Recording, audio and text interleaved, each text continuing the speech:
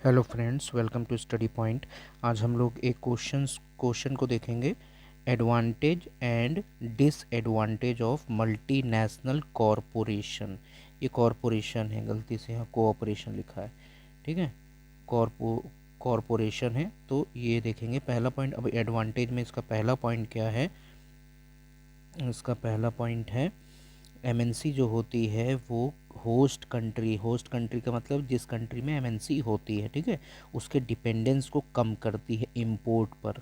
Import का मतलब है अगर एमएनसी नहीं होती है तो वो कंट्री बहुत सारी चीज़ें बाहर से उसको इंपोर्ट करना पड़ता है, लेकिन एमएनसी की वजह से इंपोर्ट में कमी आती है, इंपोर्ट घट जाता है और export from the country see arise, और एक्सपोर्ट बढ़ जाता है एमएनसी के कारण, ठीक है।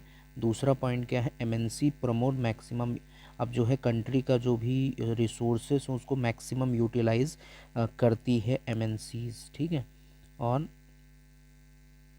इसके अलावा और उसके बदले में क्या होता है? इकोनॉमिक डेवलपमेंट भी मिलता है कंपनी को, ठीक है।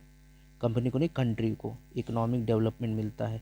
पॉइंट नंबर 3 क्या होगा? एमएनसी इज़ केवल ये फिनिश्ड गुड को ही, ऐसा नहीं है कि जो कोई प्रोडक्ट बन गया उसको बेच दिया ग्लोबली, ऐसा नहीं है, बल्कि उसके अलावा वो गुड्स को और सर्विसेज को भी प्रोड्यूस करती है ग्लोबली, ठीक है।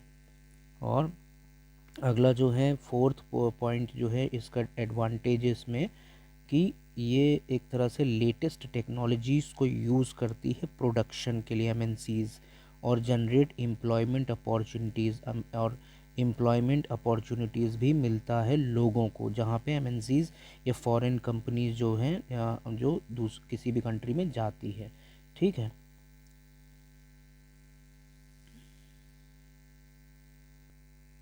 अब इसका जो डिसएडवांटेज जो होगा, डिसएडवांटेज क्या है? पहला जो डिसएडवांटेज एमएनसी के कारण होता है वो है स्मॉल मैन्युफैक्चरर। जैसे जो छोटे छोटे मैन्युफैक्चरर हैं बैटरीज बनाने वाले, कैपेसिटर्स मतलब जो कि इलेक्ट्रॉनिक्स में यूज़ होता है, ठीक है। Plastic toys, tyres, dairy products and vegetables, oil, ये एक तरह से कंपटीशन के शिकार हो जाते हैं, ठीक है। उनके उस कंपटीशन का कह सकते हैं, इनके आगे बहुत बड़े बड़े कंपटीशन आ जाते हैं एमएनसीज़ के। तो और दूसरा पॉइंट जो है closing down of small units rendered many workers jobless. अब बहुत सारे क्या है, स्मॉल जो छोटे छोटे यूनिट्स होते हैं वो बंद होने लगते हैं जब बड़ी बड़ी कंपनीज आती हैं, ठीक है। और क्यों बंद होने लगते हैं? क्योंकि उनका प्राइस क्या होता है, कम सस्ते होते हैं वो काफ़ी, ठीक है, उनका प्रोडक्ट सस्ता होता है, इसलिए उनको बंद करना पड़ता है। और अगला पॉइंट जो है most employers prefer to employ workers flexibly.